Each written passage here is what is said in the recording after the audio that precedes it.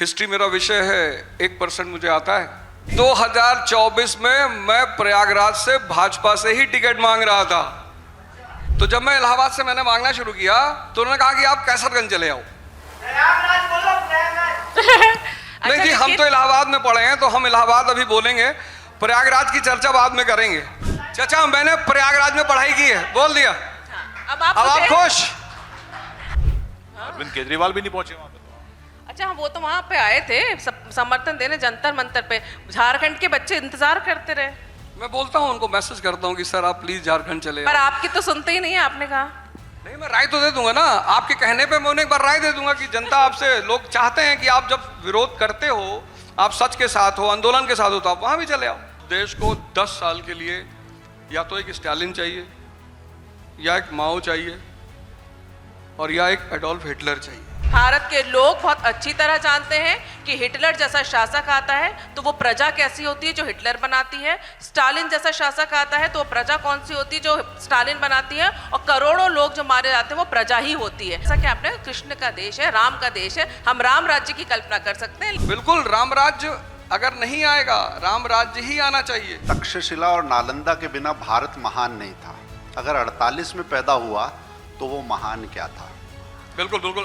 जो राज कर रही थी उस ईस्ट इंडिया कंपनी के नाम में इंडिया क्या था? बिल्कुल बिल्कुल, मैं बता। अवध ओझा जी ये बताएं कि चर्चा दालचीनी पे करनी है या केजरीवाल पे करनी है? मैंने आपको टोका नहीं। नहीं, मैं भी टोक नहीं रहा। एक होता है चक्रवर्ती, एक होता है चक्रवर्ती और दूसरा होता है चक्रवर्ती। अगर आप मुझे हराना चाहते हो तो मैं तो हार गया। नहीं, हराना नहीं चाहता। अगर आप मुझे हराना चाहते हो तो मैं हार गया।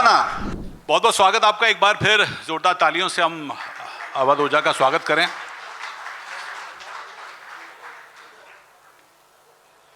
कल से लेकर बहुत से फोन आए हैं, क्या क्या सवाल पूछे जाएं आपसे, क्या क्या ना पूछे जाएं। हम दुविधा में हैं कि क्या पूछें क्या छोड़ें। नहीं, आप कुछ भी पूछिए, आपको जो भी अच्छा लगे वो सब पूछिए। देखिए, एक सवाल जो पहले मन में आता है कि पांचजन्य का ये मंच है, पांचजन्य की अपनी एक विचारधारा, राष्ट्र को लेकर उसका एक अपना दृष्टिकोण, संस्कृति, भारतीय परंपरा को लेकर अपनी एक पूरी एक लंबी यात्रा रही है। आप चूंकि मोटिवेटर हैं, शिक्षक हैं, राजनीति की एक पारी भी आपकी है, कितना कंफर्टेबल हैं आप और कैसे देखते हैं पांचजन्य के इस मंच पर आने को? अटल जी की एक बहुत ही शानदार लाइन रही, मतलब 2 लाइनें उनकी बड़ी शानदार रही। एक तो वो कहते थे कि राजनीति में शब्द हथियार का काम करते हैं, और दूसरा वो कहते थे कि सरकारें आती जाती रहेंगी, देश रहना चाहिए। तो हर वो आदमी जो देश को बचाने में लगा हुआ है, हम सब उसके साथ हैं। विचारधारा अलग अलग हो सकती है लेकिन देश किसी के लिए अलग नहीं होगा। और जब सारी नदियां अंततः समंदर में ही जाके मिलेंगी, सबका एक ही उद्देश्य है कि देश को बढ़ाना है, देश को ताकतवर बनाना है। और पांचान्य जिस परिस्थिति में प्रकाशित होना शुरू हुआ, क्योंकि हिस्ट्री मेरा विषय है, 1% मुझे आता है 10% मेरा गुरु बोलता था कि मुझे 10% इतिहास आता है। तो चूंकि मेरा गुरु बोलता था 10% आता है तो मुझे 1% आएगा। तो कोई भी साहित्य, कोई भी प्लेटफॉर्म जो देश के उस परिस्थिति में पैदा हुआ जब देश संकट से गुजर रहा था, पंचान ने बहुत अच्छी भूमिका निभाई है। बड़े अच्छे, जैसे एक मुखपत्र होता है कि आप अपनी विचारधारा बोल रहे हैं। मैं कभी कभी जब हिंदू राष्ट्र की बात सुनता था, मेरे एक दोस्त हैं, मैं उनसे पूछता था यार हिंदू राष्ट्र मतलब क्या चाहते हो? तो बोले लंदन जाते हो तो वहां पे यहूदी, ईसाई, हिंदू जो वहां के निवासी हैं, सिटीजन हैं, तो उनको ड्रेस से पहचानते हो?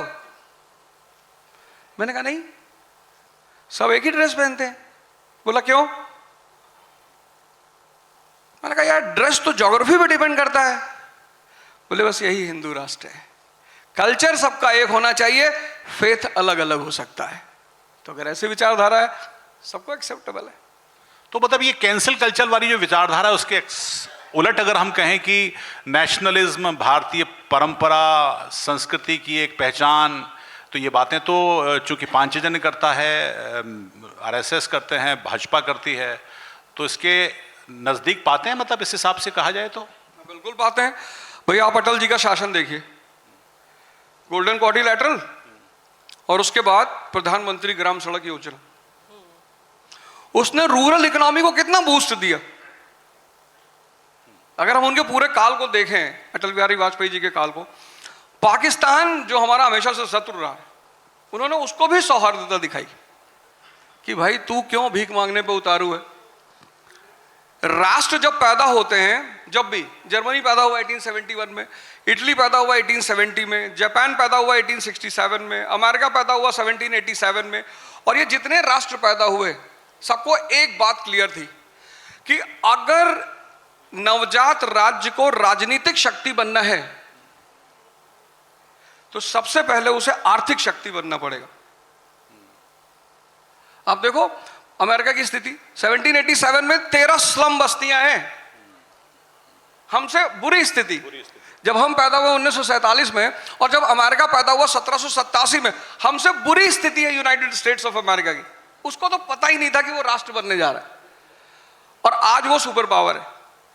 तो जब हम ये देश पैदा हुआ तो हमें भी वो सूत्र पता था कि किसी भी राष्ट्र को अगर राजनीतिक शक्ति बनना है तो उसे सबसे पहले आर्थिक शक्ति बनना पड़ेगा। आज चीन उस रास्ते पे चला, आर्थिक शक्ति है। तो अटल जी ने यही बात पाकिस्तान से कही कि क्यों उस स्थिति में पहुंचना चाहते हो जहां तुम्हारा अस्तित्व ही खत्म हो जाए।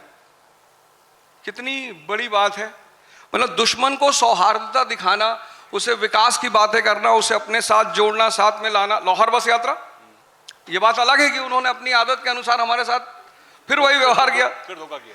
हाँ, तो भाजपा ने जब 1962 का चीन से युद्ध हुआ तो आरएसएस ने नेहरू जी को लेटर लिखा कि आप देश की जितनी भी सेना है, मतलब लड़ने वाले लोग हैं, पुलिस वाले लोग हैं, सिविल वाले लोग हैं, आप सबको बॉर्डर पे लगा दो, इंटरनल मैनेजमेंट की जिम्मेदारी हमारी। कितनी बड़ी बात कही। तो किस चीज को आप किस नजर से देखते हैं, कैसे देखते हैं, ये इंपॉर्टेंट है। कभी कभी लोगों की नजर ही दुर्योधन की तरह होती है। ये बदले बदले अवधोजा लग रहे हैं या ये ऐसे विचार पहले भी थे आपके? मेरी विचारधारा आपसे मैं यही पूछना चाह रही थी, आपको विचार या उसको ऐसे कह सकते हैं, एक मिनट तक थी कि वक्त ने कुछ किया हंसी सितम, क्या वक्त ने कुछ किया कुछ ऐसा हंसी सितम। नहीं, बहुत अच्छा। दरअसल आप जिस बात को कह रहे हैं मेरी विचारधारा आज भी वही है, ऐसा नहीं मैंने अपनी विचारधारा। फिर ये विचारधारा जब आपने राजनीति ज्वाइन की थी तब भी अटल जी की विचारधारा तो उससे पहले की भी थी, फिर अचानक से। तृप्ति जी 2024 में मैं प्रयागराज से भाजपा से ही टिकट मांग रहा था। अच्छा, आपको पता नहीं है? ये जानकारी नहीं है मेरे को। आप आज भी उत्तर प्रदेश के समाचार या उनके जो वो हैं जो सोशल मीडिया लोग, हाँ, तो जब मैं इलाहाबाद से मैंने मांगना शुरू किया तो उन्होंने कहा कि आप कैसरगंज चले आओ। नहीं जी, हम तो इलाहाबाद में पढ़े हैं तो हम इलाहाबाद अभी बोलेंगे, प्रयागराज की चर्चा बाद में करेंगे। जी जी बिल्कुल हो गया है। अच्छा अवध जी, लेकिन अगर आप ये बात करें कि आप बीजेपी से टिकट मांग रहे थे, मतलब विचारधारा क्लियर थी, तो फिर आप तो शिक्षक भी रहे हैं, लोगों को सिखाते हैं अपनी विचारधारा पे टिके रहो, अपने विचारों पे टिके रहो। फिर ये जो टिकट आपने लिया वो किस चीज से प्रेरित होके लिया? राम और कृष्ण में अंतर जानती हैं? बिल्कुल। क्या अंतर है? अब इनको आपकी तरह कैसे पता होगा? आप कृष्ण की लीला पे मत आइए। ना, मैं बिल्कुल नहीं आ रहा हूं। आपने मुझसे कहा, देखिए सबसे बड़ी बात है कि 1922 में जब गांधी जी जेल चले गए तो कांग्रेस दो भाग में बट गई, एक स्वराजी एक गांधीवादी। स्वराजी बोल रहे थे, सीआर दास वगैरह उस टीम के लीडर थे, उन्होंने कहा हम विधानसभा में जाएंगे। तो गांधीवादियों ने कहा कि सरकार के साथ सरकार में जाओगे और सरकार में जाके सरकार का विरोध कैसे करोगे?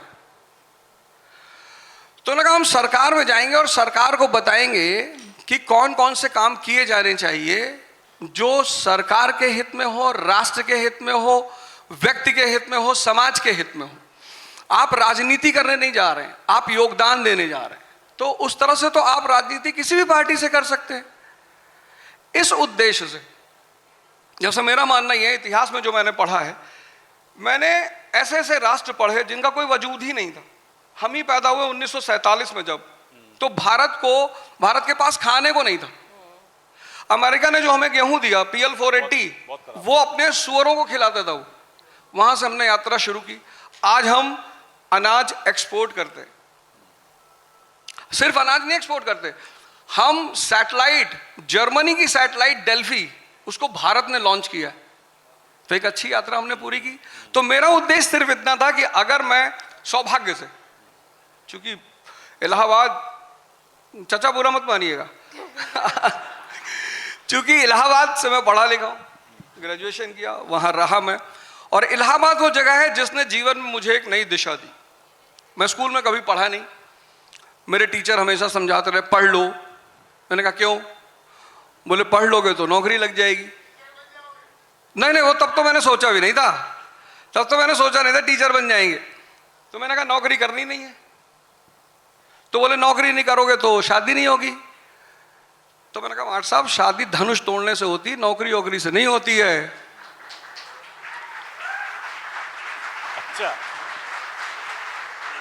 वहां जाके, इलाहाबाद जाके मुझे पता चला। मैं पूछता था, जैसे मैं अपने टीचर से पूछता था कि सर एक बात बताओ, अगर हमारी किताब से हमारा पैर लग गया तो हम क्यों माथे पे लगाते हैं उसे? तो आमतौर पे टीचरों ने कहा कि भैया वो सरस्वती इसलिए लगाते हैं। तो मैंने कहा सर कोई तो एक कारण होगा ना वैज्ञानिक, कि अगर किताब से पैर लग गया तो हम उठाते हैं किताब को अपने मत्थे पे लगाते हैं, तो कोई तो वजह होगी। ठीक है, सरस्वती माँ है, ये बात समझ में आती है, पर इसके पीछे कोई ना कोई वैज्ञानिकता जरूर होगी। जब मैं इलाहाबाद पहुंचा और मेरे दर्शन के टीचर थे HS उपाध्याय सर, मैंने उनसे पूछा, मैंने कहा सर एक बात बताइए, जब किताब हमारे पैर से टच होती तो हम उसे अपने मत्थे पे लगाते, क्यों सर? तो बोले आज्ञा चक्र सुने हो? मैंने कहा नहीं। तो बोले शंकर जी की फोटो देखे हो? मैंने कहा जी। तो बोले उसमें खास बात क्या है? तो मैंने कहा तीसरी आंख। बोले बेटा सबकी नहीं खुलती, दुर्योधन को देखो, भगवान समझाने गए, फिर भी नहीं समझा। यहां माँ बाप सोचते हैं अपने बच्चों को समझा समझा परेशान हो जाते हैं, उनके बच्चे मानते नहीं। दुर्योधन को भगवान समझाने गए, भगवान कह रहे 5 गांव, फिर भी नहीं। तो बोले ये किताबें इस आज्ञा चक्र विवेक को जन्म देती हैं। विवेक को, शिक्षा का काम है विवेक को जन्म देना। और जिसके पास विवेक पैदा हो गया, जैसे मेरे घर में 2 फोटो है, एक दुर्योधन की है, एक स्टीफन हॉकिंस की, एक भगवान कृष्ण की है। तो दुर्योधन की फोटो जब मैं देखता हूं तो मैं सोचता हूं कि पूरी शरीर सही है, दिमाग खराब है। और स्टीफन हॉकिंस की फोटो जब मैं देखता हूं तो सोचता हूं कि पूरी शरीर खराब है, दिमाग सही है। इसलिए तो कितनी तार्किक बात उन्होंने बताई कि अगर आप पढ़ाई करते हैं, जैसे जितने यहां युवा बैठे हैं, स्टूडेंट बैठे हैं, विद्यार्थी बैठे हैं, अगर आप कहीं भी शिक्षा में फंस रहे होंगे, परेशान हो रहे होंगे, कंपटीशन में परेशान हो रहे होंगे, तो एक बात मैं दावे से कह सकता हूं, पूरे दावे के साथ, कि आप अभी तक ये जान ही नहीं पाए होंगे कि पढ़ाई का मतलब क्या होता है। हाँ, नहीं जान पाए। आज जो इतना कोचिंग कल्चर वगैरह राइज किया, उसकी वजह यही है कि हम बता ही नहीं पाए बच्चों को स्कूलों में कि पढ़ाई का मतलब क्या होता है। वो मूवी आई थी चतुर्लिंगम, उसमें 2 कैरेक्टर हैं, एक तो वो 3 इडियट, उसमें 2 कैरेक्टर, एक चतुर्लिंगम, वो भी स्टेज पे आता है और चमत्कार का बलात्कार कर देता है। वो व्यंग किया है भारत की शिक्षा व्यवस्था पे कि ये जो आप पढ़ा रहे हो बच्चों को, रटा रहे हो बच्चों को, रट्टाखोरी जो हो रही है, रट्टाखोरी हो रही है, यही बच्चों की परेशानी की सबसे बड़ी वजह है। अब आपने पढ़ा रॉबर्ट क्लाइव, बंगाल पे कब्जा। अब आप तृप्ति जी हमसे कहोगे कि हम क्या करेंगे जानकर रॉबर्ट क्लाइव पढ़कर? आप यही कहोगे ना कि भाई हम क्या करेंगे, हम रॉबर्ट क्लाइव को पढ़ के क्या करेंगे? रॉबर्ट क्लाइव ने बंगाल पे कब्जा किया, इस बात को पढ़ के हम क्या करेंगे? हमें इस बात से जीवन में कहां मदद मिलेगी? तो आपको ऐसे मदद मिलेगी कि रॉबर्ट क्लाइव जिससे लड़ रहा है, सिराजुद्दौला, जो स्टूडेंट है बहुत गौर से सुनिए कि पढ़ाई का फायदा क्या है। सिराजुद्दौला बंगाल का नवाब है, राज्य उसके पास है, सेना उसके पास है, खजाना उसके पास है, लोग उसके हैं, जनता उसकी। और ठीक उसके सामने एक आदमी है रॉबर्ट क्लाइव, विदेशी है, बाहर से आया हुआ। मतलब ब्रिटेन का आदमी है, और company east India company trading company में नौकर है। देखिए दो लोग आमने सामने हैं, विदेशी और एक कंपनी में नौकर, और जैसे ही वो बंगाल पहुंचता है अपने मातहत से कहता कि सुनो विभीषण ले आओ। तो रोजर ड्रेक फोर्ट विलियम का गवर्नर होता है, कहता विभीषण, अरे बोला विभीषणों की व्यवस्था करो। तो मीर जाफर को पकड़ के लाते हैं, खादिम खान को पकड़ के लाते हैं, जगत सेठ को पकड़ के लाते हैं, मानिक चंद को पकड़ के लाते हैं, ओमी चंद को पकड़ के लाते हैं। ये सब विभीषण आते हैं क्लाइव के सामने। तो पूछता है रॉबर्ट क्लाइव, हाँ क्या चाहिए? तो मीर जाफर कहता है कि साहब नवाब बनेंगे साहब। बोले बनाएंगे ना, आओ इधर बैठ। तुझे क्या चाहिए? खादिम खान। बोला साहब सेनापति बनेंगे। अरे बोला तुझे भी बनाएंगे। ओम जगत सेठ तुझे क्या चाहिए? बोले साहब व्यापार में साहब थोड़ा सा अगर छूट मिल जाता। अब बोले तुझे भी देंगे। अब उन विभीषणों के बल पे वो बंगाल को जीत लेता है। प्लासी कोई युद्ध थोड़ी है।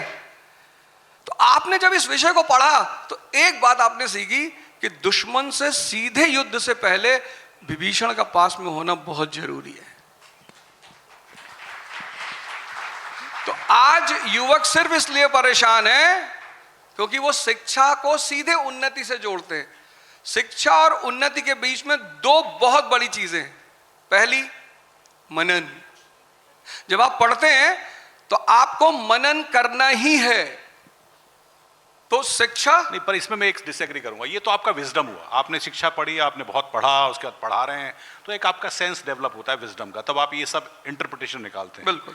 लेकिन मेरा एक सवाल ये दूसरा है, वो थोड़ा आपको हो सकता है वैसा लगे कि ज्यादातर असफल सिविल सर्वेंट अच्छे टीचर क्यों बन जाते हैं? नहीं, असफल विवेकानंद जी बहुत प्यारी बात कहते हैं, बहुत अच्छी। कहते हैं जो खेलते ही नहीं जीवन में, जो खेलते ही नहीं, जीवन में जो खेलते ही नहीं, वो सिर्फ दर्शक बन के रह जाते हैं। जो खेलते हैं या तो वो जीतते हैं या अनुभव ग्रहण करते हैं। तो हम खेलने गए भाई, जब मैं आईएएस की तैयारी करने गया तो मेरे एक सीनियर थे, मैंने उनसे जाके कहा, बोले दिल्ली क्यों आए हो? तो मैंने कहा भैया वो आईएएस की तैयारी करनी है। बोले किसकी? हमने कहा भैया आईएएस की तैयारी करनी है। तो देखे मेरी तरफ, फिर हंसने लगे, फिर हंसते हंसते पेट उठ पकड़ ली। बोले तुम आईएएस हो जाओगे तो ढोलपुर हाउस बंद हो जाएगा। तब मुझे पहली बार एहसास हुआ कि दुर्योधन को कितना कष्ट हुआ होगा हंसने पे, और हंसने पर आदमी को कितना कष्ट होता है। लेकिन बात असफलता एक शब्द गढ़ा गया है शाही वर्ग द्वारा मध्यम वर्ग के लोगों को डिप्रेस करने को। आप मध्यम वर्ग से बिलोंग करते हो, आप रिस्क लेना सीखो, क्योंकि दुनिया में रिस्क के सिवा कुछ भी नहीं है। मेरे पिताजी क्लर्क थे, क्लर्क, और मुझसे लोग कहते थे, मेरी टीचर ने मुझसे कहा था, वो क्लास में पूछते हैं ना, टीचर लोग पूछते हैं कौन क्या बनेगा, तो सब बता रहे थे doctor engineer MBA, doctor engineer MBA. तो मेरी बारी आई, उन्होंने हाथ उठाया, मैंने हाथ उठाया, तो बोली हाँ बताओ। मैंने कहा मैडम मैं तो प्रधानमंत्री बनूंगा। तो उसने एक चाटा मारा मुझे खींच के, कहा पापा तुम्हारे क्लर्क हैं और उससे ज़्यादा मत सोचा करो। तो मैंने अपने पिता से जाके कहा, बोले कोई बात नहीं, हजम नहीं कर पाई होगी, तुम्हारे सपने बड़े हैं तो लोग तुम पर हंसेंगे ही, क्योंकि तुम सामान्य परिवार से हो। अभी एक मूवी आई है, आपने देखा होगा गवर्नर, और अगर नहीं देखा तो ज़रूर देखिए, बहुत प्यारी मूवी है गवर्नर, 1991 का जो एलपीजी था उस पर बनी है। तो उसमें दो बेटियां एक साथ आईएएस बनती हैं, एक गवर्नर की बेटी आईएएस बनती है और एक चपरासी की बेटी आईएएस बनती है। तो जब वो चपरासी की बेटी आईएएस बनती है तो वो पूछता है, गवर्नर पूछता है कि तुमने पहले क्यों नहीं बताया कि तुम्हारी बेटी आईएएस की तैयारी करती? तो बोले साहब इसलिए नहीं बताया क्योंकि अगर मैं बता देता कि मेरी बेटी आईएएस की तैयारी कर रही तो समाज उसका मजाक उड़ाता, हंसी उड़ाता। तो असफलता कोई शब्द नहीं है, सिर्फ मध्यम वर्ग के लोगों को डिप्रेस करने की एक साजिश है। आप जितना खेल सकते हो, जितना दांव लगा सकते हो लगाओ, जिंदगी तो चलती ही रहेगी। ये असफलता के लिए आपने बहुत अच्छी है, आपको तो मोटिवेशनल स्पीकर भी माना जाता है, लेकिन आपने बताया कि खेलेंगे नहीं तो सीखेंगे कैसे। ऐसी ही असफलता राजनीति में भी आप उतरे, पार्टी भी आपने चुनी, उसके बाद असफलता हुई, उससे आप क्या सीखे? उसके बाद राजनीति को लेके आपका दृष्टिकोण कैसे बदला है? बिल्कुल, भारत की राजनीति को आज जो सबसे बड़ी आवश्यकता है, जब सीजीपी का प्रोटेस्ट चल रहा था तो मैंने अभिजीत दीपिका को एक बात बोली, मैंने कहा अभिजीत सिर्फ एक मिनिस्टर के जाने से, एक सरकार के जाने से, एक पार्टी के जाने से कुछ भी नहीं होगा। धर्मेंद्र प्रधान जी चले गए तो क्या आज सारी व्यवस्था बदल गई? नहीं बदली। तो मैंने उसको बोला कि जब तूने सीजीपी बना ही ली, अच्छी बात। मुझे बुला रहा था कि सर आप भी आ जाओ, आप भी आ जाओ, तो मैं कुछ व्यस्त था अपने कार्यक्रमों में। तो मैंने कहा देख मैं अभी तो नहीं आ पाऊंगा, लेकिन मेरी एक राय है तेरे लिए कि जब तुमने सीजीपी बनाई और युवाओं को अपने साथ जोड़ लिया, तो तू भाई एक काम कर, क्योंकि कॉकरोच तो हर घर में है, हर गली में है, हर मोहल्ले में है, हर शहर में है, पूरे देश में है। तो अगर ये जनजागरण का काम शुरू कर दें, जनता को यह पता होना चाहिए कि इस देश में राजा कौन है। जनता सोचती है कि राजा मेंबर ऑफ पार्लियामेंट है, पैर छूने के लिए परेशान है, सांसद जी आए, सांसद जी आए, सांसद जी पान खा रहे, अगला आदमी हाथ ऐसे फैला दिया, साहब इसी में थूक दो, बाहर कहां जाओगे। यह है भारत की जनता की दशा। विधायक जी आ गए, विधायक जी आ गए, मंत्री जी आ गए, मंत्री जी फूफा है तुम्हारे? नहीं नहीं भैया, तब क्यों मारा जा रहा है? आए तो बैठेंगे ही, ठीक है, प्रोटोकॉल है, सम्मान तो देना ही पड़ेगा। तो जब देश की जनता ये मानने को तैयार नहीं है कि मैं राजा हूं, मैं, आप, we the people of India, और अगर जनता सिर्फ एक मांग कर दे हर पार्टी से, एक पार्टी से नहीं कि किसी एक पार्टी को टारगेट बना लिया, हर पार्टी से, कि भाई जो व्यक्ति शिक्षा, स्वास्थ्य, इंफ्रास्ट्रक्चर और इंडस्ट्री की बात करेगा, हमारा वोट उसके लिए। तो आप बताइए पार्टियां कैंडिडेट बदलेंगी कि नहीं बदलेंगी? हाँ, ठीक बात। पार्टियां अपनी आइडियोलॉजी बदलेंगी कि नहीं बदलेंगी? ये सीखा मैंने राजनीति से कि दोबारा कूदने से पहले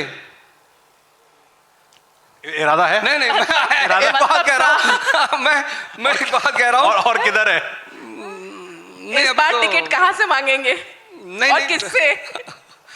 नहीं, मैंने तो मतलब संन्यास ले रखा है फिलहाल, लेकिन मैंने ये सोचा कि अवध जी, हमने क्रिकेट में भी लोगों को संन्यास लेते हुए देखा है। हम शाहीन अफरीदी के तो तक कितने संन्यास हमने लेके और वापसी करते हुए देख लिए हैं। बहन जी, भगवान कृष्ण ने महाभारत में कहा था हथियार नहीं उठाएंगे, लेकिन जब जरूरत पड़ी तो उठाना पड़ा।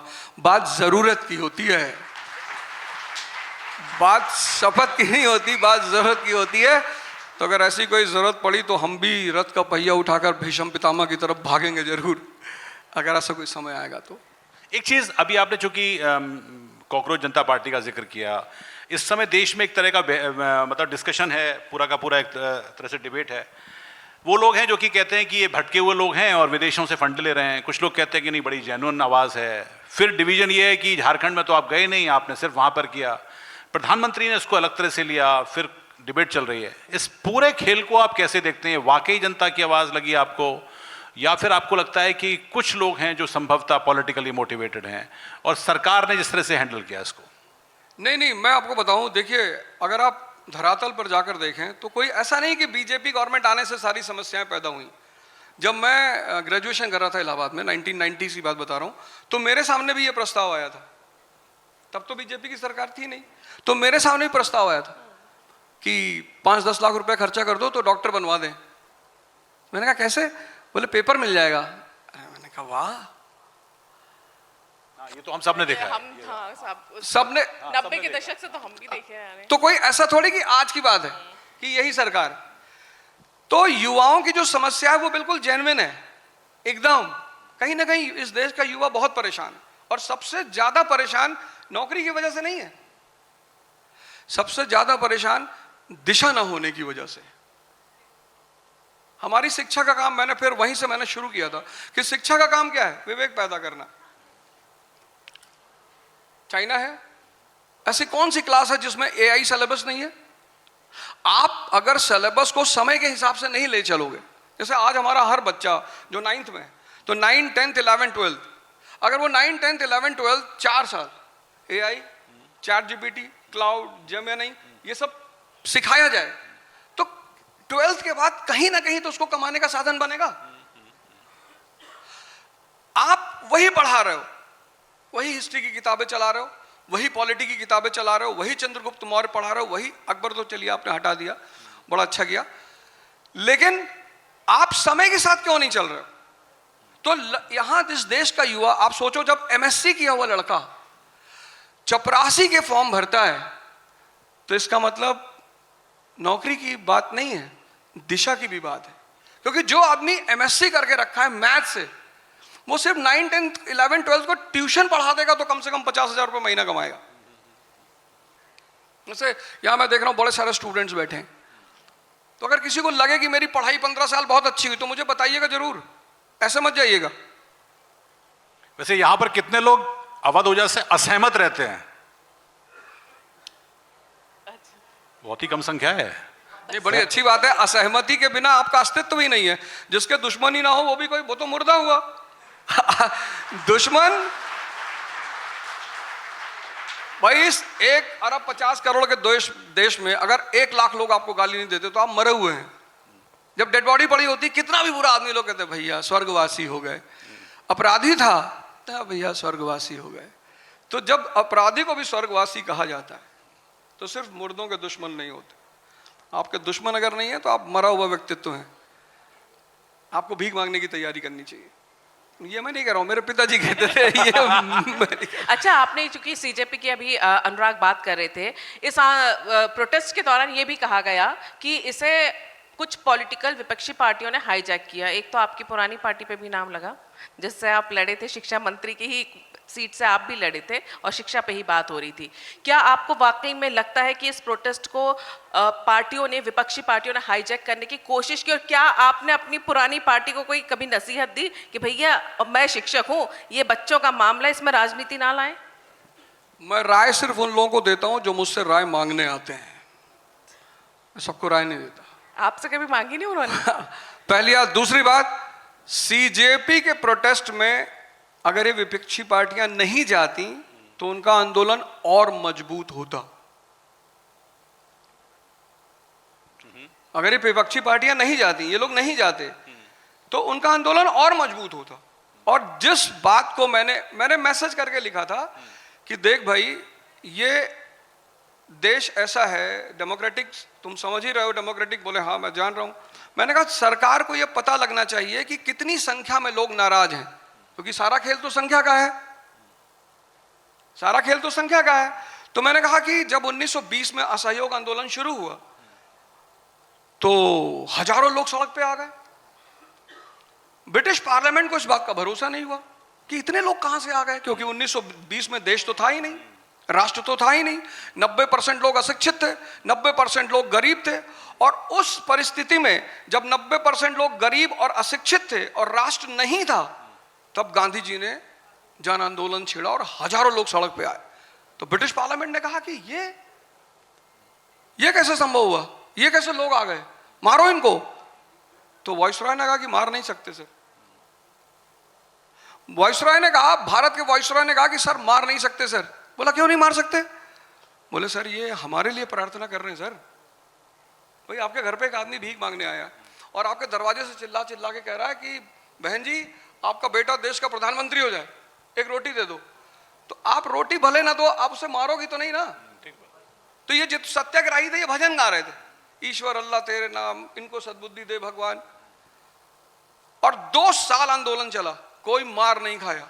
2 साल बाद संभवतः वो ऐसा माना जाता है कि सरकार की साजिश थी, चौरी चौरा वाला कांड हुआ।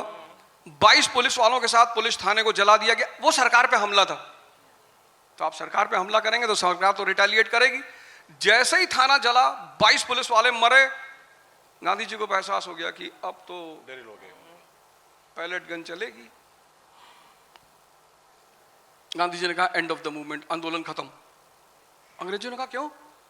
बोले मुझे हिंसा में विश्वास नहीं है। बोले 1 हफ्ते और रख लो। बोले है ही नहीं, एक आदमी मार नहीं खाया। तो आंदोलन करना बुरा नहीं है, बदतमीजी करना बुरा है। और वो भी ऐसे आदमी की सरकार है कि आप बदतमीजी तो नहीं कर सकते। अच्छा ये चलिए, बदतमीजी नहीं कर सकते। मैं मोदी जी से व्यक्तिगत रूप से भले ही, राजनीतिक रूप से मैं उनसे भले ही बहुत सारे मुद्दों पर सहमत रहता हूं, पर एक चीज में मैं उनकी हमेशा तारीफ करता हूं कि एक सामान्य परिवार से आकर भारत में 3रा टर्म प्रधानमंत्री बनना बहुत बड़ी उपलब्धि है। वो भारत जहां राजवंशीय प्रजातंत्र है, मोनार्कियल डेमोक्रेसी है, अब्दुल्लाज हैं, यादवाज हैं, स्टालिन्स हैं, मतलब सिंधियाज हैं। वो भारत जहां गांव के प्रधान का इलेक्शन जीतना एक बहुत बड़ी उपलब्धि है, वहां से एक आदमी आता है एकदम सामान्य परिवार से और तीसरा टर्म प्रधानमंत्री। तो उनकी इस अचीवमेंट को मैं सलाम करता हूं और आलोचना मैं जब भी करता हूं मैं मर्यादा में रह के करता हूं। मेरा कोई वीडियो कभी उनके खिलाफ उनकी, हाँ मैं बनाता हूं उनकी कई, अभी मैंने एक वीडियो बनाया था, मैंने कहा कि सरकार अगर आपको सवाल पूछना बुरा लगता है तो आप प्रजातंत्र को राजतंत्र घोषित कर दो। कहीं इसीलिए तो आप हार नहीं गए? कहीं लोगों को लगाओ ये बातें तो राष्ट्रवादी कर रहा है, पार्टी दूसरी चुन ली है इसने। नहीं नहीं, सवाल पूछने की बात है तो आपने क्यों बोला ना जैसे कि सवाल पूछना बुरा लगता है, मुझे इसमें याद आ गया कि बीबीसी में भी एक बार आपसे सवाल पूछा था, बुरा आपको भी लगा था, नहीं मैडम, कैमरा बंद आपने करवाए थे अगर- पार्टी वालों ने। मैडम अगर आपने पूरा वीडियो देखा हो, बिल्कुल देखा है। आप उस वीडियो को फिर से चलाइए। मैं उन लोगों से, जो लोग आए थे अंदर, उन्हें लगा कि अवध ओझा नए नए राजनीति में आए हैं तो कहीं ऐसा ना हो कि कुछ बोल जाए। तो मैंने उनको टोका, मैंने कहा क्यों रोक रहे हो? उस पूरे सेशन में ऐसा कुछ भी नहीं था जिस पे कोई उंगली उठा दे। हाँ, पर आपने लास्ट में यही कहा लेकिन था कि मैंने फिर उससे सवाल कहा- वही होंगे जो पार्टी लाइन तय करेगी। ये सुन के आई हूं मैं, ऐसा नहीं। मैडम अगर रहेंगे पांडवों के साथ तो पांडवों की तो बात करेंगे ही ना। अब वो तो कौरवों के साथ रह के भी अगर कौरवों की पांडवों बात के साथ करेंगे। रह के दुर्योधन का समर्थन करेंगे तो बात गलत हो जाएगी। अभी मैं देश के साथ हूं, देश के साथ था।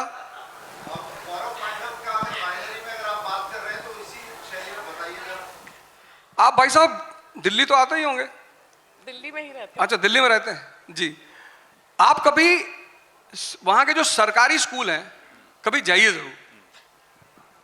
उस पार्टी ने, वो अच्छी बात है, मैं तो बाद में देखूंगा। उस पार्टी ने कुछ भी किया होगा, मैं आज यहाँ बैठा हूँ, दो काम उस आदमी ने बहुत अच्छा किया। मैं जब चुनाव प्रचार कर रहा था, मैं एक झुग्गी में गया, एक लड़की से मिला, अभी वो शायद वही है, और वो 9th की लड़की जर्मन बोल रही थी, इंग्लिश बोल रही थी। बाकी व्यक्तिगत वो आदमी कैसा था, क्या कर रहा था, मुझे नहीं पता, पर उस आदमी ने दो चीजें बहुत अच्छी कर रखी थी। एक शिक्षा बहुत अच्छी कर रखी थी और एक स्वास्थ्य पे बहुत अच्छा काम कर रखा। और आज तक पार्टी छोड़ने के बाद भी एक दो बार मेरी मुलाकात हुई उनसे, तो उन्होंने मुझसे कहा भी कि क्यों छोड़ रहे हो राजनीति। जब मैंने मन बनाया कि मैं इस्तीफा दे रहा हूं और मैं नहीं करूंगा, मैं संन्यास लूंगा, तो उन्होंने मुझसे पूछा क्यों, क्या बात, राज्यसभा जाना है? तो मैंने कहा अभी नहीं जाना है, अभी मुझे कुछ होमवर्क करना है, तो मैं वापस जा रहा हूं। तो बोले नहीं नहीं ऐसी बात नहीं, ये वो वगैरह वगैरह। मैंने कहा नहीं सर। तो क्या मतलब वो आपको राज्यसभा ऑफर कर रहे थे? नहीं, वो ऑफर भले ना कर रहा हूं, लेकिन मैंने अपनी तो मंशा बता ही दी थी कि मैं जाऊंगा लेकिन अभी नहीं एकदम जाऊंगा। वो पंजाब से जब भेज रहे थे राज्यसभा, जो आप बीजेपी में आ गए हैं सातों लोग, तो मैंने कहा था पंजाब से आप इनको भेज रहे हो, हमें भेज दो।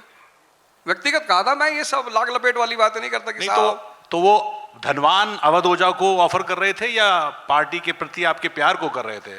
उनके प्रति तो आता है ना कि उन्होंने तो कुछ ऐसे लोगों को दिया जो बहुत धनवान थे राज्यसभा। धनवान नहीं, गरीब थे। भारत में धनवान सिर्फ वही है जिसके पास ज्ञान है। भारत के धनवान की परिभाषा बिल्कुल अलग है। बुद्ध के सामने अजात शत्रु जमीन पे बैठता था। आज चूंकि भारत में ज्ञान की महिमा कम हो गई है, इसलिए भारत की ये दुर्दशा है। आज जो भारत की दुर्दशा है, भारत ने कभी धन का विरोध नहीं किया, ऐसा नहीं है। भारत ने ऐसा नहीं कि धन का विरोध किया हो, लेकिन धर्म से सर्वोच्च माना है ज्ञान को।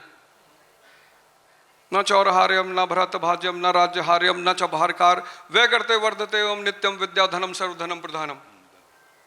आपने भी मुझे यहाँ बुलाया है तो सिर्फ एक बात के लिए बुलाया कि कहीं ना कहीं मैं शिक्षक हूँ, और जैसा कि आपने कहा कि थोड़ा सा सम्मान है, थोड़ा विवाद है, तो आपको लगा बड़ा मजा आएगा बात करने में, तो आपने सम्मान और प्रेम में बुला लिया। लेकिन मेन चीज क्या थी? एजुकेशन। तो आज जो सम्मान आपने दिया मुझे, वो एजुकेशन की वजह से ही तो दिया। एक सवाल पर आपकी राय में जानूंगा। ये जब बात होती है, और ये खासकर इस आंदोलन के दौरान बात हुई, और जब कहा कि सरकार जब लोकतंत्र में चुनी जाती है तो उसका एक टेन्योर जनता ही तय करती है, संविधान ने कहा है 5 साल होगा, लेकिन अभी पिछले कुछ समय से बातें आती हैं, और खासकर उधर से आती हैं जो पार्टियां लगता है कि अब जीत नहीं पाएंगी, कि अब सड़क तय करेगी, सड़क का एजुटेशन तय करेगा कि देश कैसे चलेगा। नहीं, ये आप कैसे कहते हैं इस पर जीत नहीं युवाओं पाएंगे? के भी भ्रमित है, वो कहता है स्ट्रीट पर जाइए तो हम जीतेंगे। आप ये कैसे कह रहे हैं जीत नहीं पाएंगे? आपको कैसे बता? नहीं तो फिर इस तरह का बयान क्यों है? 5 साल अगर आपको संविधान ने दिया तो 5 साल वेट करिए, हरा दीजिए उस आदमी को। लेकिन आप कहेंगे नहीं हम तो वहां जाकर हंगामा करेंगे, फिर कुछ हाँ। ऐसा कहेंगे और हंगामा फिर अगर कैसे सरकार आएगी तो फिर हम सरकार के खिलाफ कहेंगे। हंगामा करेंगे तो भोगेंगे भी, आंदोलन करें, अपनी बात रखें। मैंने आपको गांधी जी का उदाहरण दिया ना, मैंने एक ही बात कही, मैंने कहा अराजकता फैलाओगे तो भारत एक न्यूक्लियर राज्य है। भारत कोई सामान्य राज्य तो है नहीं, और अराजकता स्टेट से अगर करोगे, जैसे हमारे प्रदेश में उत्तर प्रदेश, पूरे सीजीपी आंदोलन में किसी भी व्यक्ति ने योगी जी का नाम कहीं नहीं लिया। मैंने जिससे भी पूछा कि भाई योगी जी, नहीं साहब, कई लोगों को मैंने सोचा मैं इनसे कुछ राय ले लूं योगी जी पे कि भाई वो योगी जी का क्या है, 3rd टर्म आ रहे हैं।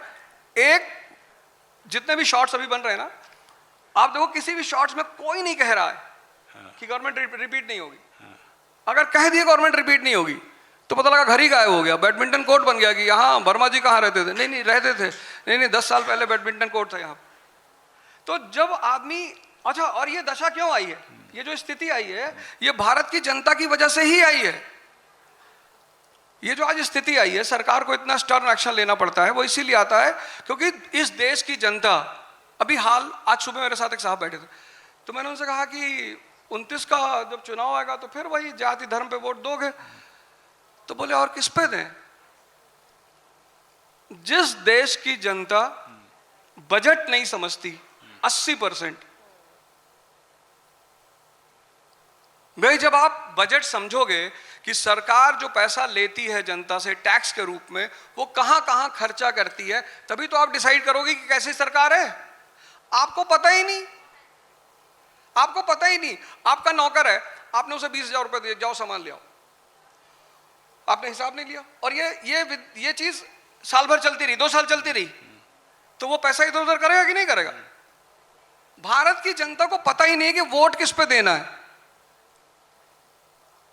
तो जब ये पता ही नहीं कि वोट किस पे देना है, भाई अगर आप बजट को समझें, अंतरराष्ट्रीय संबंधों को समझें, इसलिए जो आप अभी कह रहे थे ना कि कुछ लोग उसमें भड़काए हुए भी थे, बिल्कुल रहे होंगे, मैं उससे बिल्कुल इनकार नहीं करता, क्योंकि जब आपको मुद्दा ही नहीं समझ में आ रहा है, आप सिर्फ इसलिए गए हैं भीड़ में क्योंकि वो वहां पे मोदी सरकार की खिलाफत हो रही है। जैसे अगर मैं वहां जाता तो मैं सरकार की नीति का विरोध करता, मैं क्यों मोदी जी को उल्टा सीधा बोलूंगा? जैसे उन्होंने कहा, प्रधानमंत्री जी ने कहा कि भाई अगर किसी ने मुझे गाली दी तो मैं उसको माफ करता हूं, बड़ी बात है। और आप वहां गए थे अपनी मांग रखने के लिए, आप वहां किसी को गाली देने नहीं गए थे। भाई जो आदमी देश का प्रधानमंत्री है वो हमारा सम्मान है, हम ठीक है विपक्ष में है, पर वो हमारा प्रधानमंत्री नहीं है। पर ये अंतर आपने देखा झारखंड में जो प्रोटेस्ट हुआ उसमें और जो जंतर मंतर में प्रोटेस्ट हुआ, आप उसमें क्या अंतर देखते, शिक्षक के तौर पे भी, छात्रों को देखते हुए? बहन जी इसीलिए तो झेल रही है देश की जनता, जब वो बायस्ड होके खेलेगी। भाई जितनी उत्तेजना आपने दिल्ली में दिखाई उतनी झारखंड में भी दिखाओ, वहां भी जाओ, जब हक की मांगे तो सब जगह करो। और वो तमाम बड़े लोग, मुंबई फिल्म इंडस्ट्री के लोग, बड़े बड़े समाजवादी लोग जो कि आए थे, सोशलाइट्स, और उन्होंने जंतर मंतर पे कहा, वो नहीं दिखे। इस तरह की बाइनरी को, इस तरह के डिफरेंस को, इस तरह के विरोधाभास को आप कैसे देखते हो? अरविंद केजरीवाल भी नहीं पहुंचे वहां पे। तो अच्छा, वो तो वहां पे आए थे समर्थन देने जंतर मंतर पे, झारखंड के बच्चे इंतजार करते रहे। मैं बोलता हूं उनको, मैसेज करता हूं कि सर आप प्लीज झारखंड चले। पर आपकी तो सुनते ही नहीं है, आपने कहा नहीं, मैं राय तो दे दूंगा ना, आपके कहने पे मैं उन्हें एक बार राय दे दूंगा कि जनता आपसे, लोग चाहते हैं कि आप जब विरोध करते हो, आप सच के साथ हो, आंदोलन के साथ हो, तो आप वहां भी चले आओ। तो आपकी ये बात मैं रख दूंगा उनके सामने। सर मैंने बहन जी की बात कही है, मैंने बहन जी की बात कही है, पर एक सवाल नहीं तो मैं बहन जी का मैसेज पहुंचाऊंगा ना, मैंने कहा आपके कहने पे मैं कह दूंगा। पर एक बात आपने बड़ी दिलचस्प कही, और वो उससे मेरा दूसरा सवाल है कि आपने कहा जैसे योगी का और उत्तर प्रदेश का किसी ने नाम नहीं लिया कि हम वहाँ जाएंगे, और क्योंकि वहाँ पर लोगों को भय अलग होता है, पिछले 7-8 सालों में ये वहाँ माहौल पैदा हुआ है। तो देश में जो माहौल है उसके लिए उत्तर प्रदेश के योगी का प्रशासन ज़्यादा ठीक है या मोदी की थोड़ा लचीला प्रशासन ठीक है? अगर आप मुझसे व्यक्तिगत राय मांग रहे हो तो मैं कह रहा हूँ इस देश को 10 साल के लिए या तो एक स्टालिन चाहिए, या एक माओ चाहिए, और या एक एडोल्फ हिटलर चाहिए। नहीं, मैं आपको चाहिए, बहुत बहुत शुभकामनाएं आपको, भगवान आपकी इच्छा पूरी करे। लेकिन क्योंकि मैं चाइना से बहुत सहमत रहता हूं एक बात में, उन्होंने कहा कि प्रजातंत्र ब्रिटेन में 400 साल में पैदा हुआ। यहां बहुत सारे युवा बैठे हैं और मैं दावे के साथ कहता हूं कि शायद ही किसी को पता होगा कि प्रजातंत्र का इतिहास क्या है, पार्लियामेंट्री फॉर्म ऑफ गवर्नमेंट का इतिहास क्या है। दावा यहां जितने लोग बैठे हैं, जितने युवा बैठे, मैं चैलेंज कर रहा हूं कि यहां जितने लोग बैठे हैं युवा, शायद ही उसमें किसी को पता हो कि दुनिया में पार्लियामेंट पहली बार पैदा कैसे हुई। चाचा आप नाराज हैं और चिल्लाएंगे तो आपका बीपी बढ़ जाएगा। आप नहीं, पर आपको लगता नहीं इसका क्या मतलब है? हाँ, नहीं, हाँ, आपसे सवाल जवाब ले लेंगे। एक मिनट, आप थोड़ा सा बस बचा है, आपसे सवाल जवाब हाँ, ले लेंगे। सवाल ले लेंगे। आप पहले अपनी बात पूरी करिए, फिर हम तो आगे मैं बढ़ते अपनी बात पूरा कर रहा हूं, फिर मैं आपसे सवाल ले लूंगा। तो मैं ये कह रहा था कि जब पता ही नहीं कि पार्लियामेंट्री फॉर्म ऑफ गवर्नमेंट पैदा कैसे हुई, पार्लियामेंट होती क्या है, सरकार क्या होती है, जनता की सरकार क्या होती है। 400 साल लगे पार्लियामेंट को डेवलप होने में ब्रिटेन में, 1215 से 1688 ग्लोरियस रेवोल्यूशन, मैग्ना कार्टा से ग्लोरियस रेवोल्यूशन। इसीलिए जब चीन में सरकार बनी तो उन्होंने कहा ना, पहले हम अपनी देश की जनता को समझाएंगे कि ये पार्लियामेंट्री फॉर्म ऑफ गवर्नमेंट होता क्या है। नेहरू जी थोड़ा ज्यादा भावुक हो गए, उन्होंने कहा नहीं हमारे देश को लोग, अच्छा एक बात उन्होंने बड़ी अच्छी कही, कहा हमारे देश के लोग अनपढ़ हैं बड़ी संख्या में पर मूर्ख नहीं। और ये बात एकदम सही है, क्योंकि अनपढ़ होने से हाँ कोई संबंध नहीं, पढ़ाई समझ का विकास करती है, नो डाउट, लेकिन कभी कभी कुछ लोग पर ये तो आप पे भी लागू होता है। आप विजडम पे सवाल उठा रहे हैं कि इस देश की जनता को समझ नहीं है। अगर 47 से लेकर सरकारें बदली हैं, बड़े बड़े प्रधानमंत्री ताकतवर को हटा दिया है, तो इस देश के विजडम पे सवाल कैसे हो सकता है? ना आपने गौर नहीं किया, अगर इस देश की जनता के पास विजडम होता तो वो जाति और धर्म को मुद्दा बनने देती। आप मुझे एक बात बताओ भाई, आप जो चीज नेता से मांगोगे वही तो आपको देगा। पर ये अगर आप जो इतने लोग बैठे हैं, मैंने एक लाइन बोलूं, अगर मैंने यहां जीडीपी पे बोलना शुरू किया और लोग निराश हो गए, सर झुका लिया कि क्या मास्टर जीडीपी पे बोल रहे, और फिर मैंने कहा कि अगर मैं सत्ता में आया तो पाकिस्तान को नामो निशान मिटा दूंगा, ताली बजने लगी, तो जो ओरेटर है वो किस पे बोलेगा? तो ऐसे ही भारत के राजनेता इस देश की जनता का सेंस पकड़ते हैं। जब देश आजाद हुआ तब लोग बहुत समझदार थे, आज भी हैं, ऐसा नहीं। मैं बार बार ये बात कहता हूं कि इस देश की 70% जनता बहुत भोली है, उसको पता ही नहीं चल पाता सच क्या है गलत क्या है। तो जब तक प्रजातंत्र की और पार्लियामेंट्री फॉर्म ऑफ गवर्नमेंट की अवधारणाएं स्पष्ट नहीं होगी तब तक देश में ये सब संकट बरकरार रहेंगे। पर मैं इस चीज का आपसे मैं बिल्कुल सहमत नहीं हूँ। आपकी अवधारणा वाली बात सही है पार्लियामेंट की, लेकिन भारत जैसे देश को ना कभी स्टालिन की ज़रूरत है, ना कभी हिटलर की ज़रूरत है, ना ही कभी माओ ज़ेतुंग की ज़रूरत है।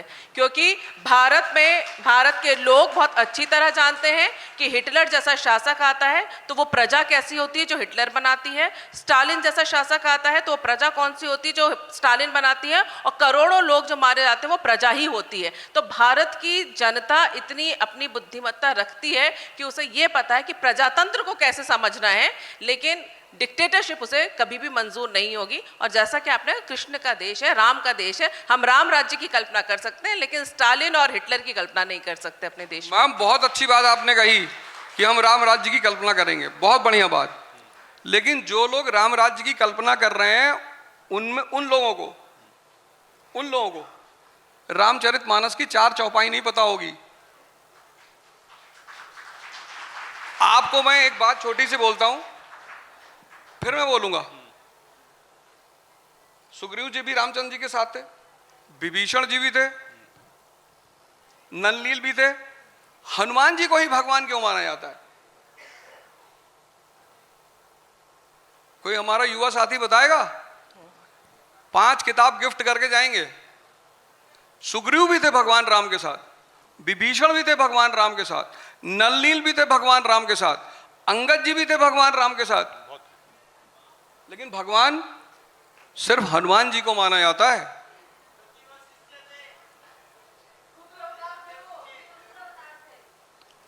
क्योंकि जब भगवान राम लंका जीत के अयोध्या पहुंचते हैं तो भाई साथ देने के लिए कुछ ना कुछ रिवॉर्ड तो सबको देना पड़ेगा, तो सबको कुछ ना कुछ देते हैं। भाई विभीषण को तो लंका ही दे आए, सुग्रीव को किष्किंधा दे आए, सबको कुछ ना कुछ दिया। लेकिन जब हनुमान जी की बारी आई तो कथा कहती है कि भगवान के पास कुछ बचा ही नहीं। ऐसा संभव है कि भगवान के पास कुछ बचा ही ना हो? तो सीता जी अपना मोती का माला निकालकर हनुमान जी को देती। तो जब वो मोती की माला पाते हैं तो एक एक मोती को पूछते हैं वो। इसमें श्री तो राम सीता जी नहीं पूछती है। हैं कि प्रभु ये क्या कर रहे हैं? बोले राम को ढूंढ रहा हूं। तो जो व्यक्ति 24 घंटे राम यानी अपनी चेतना में रत है वो भी भगवान हो जाएगा।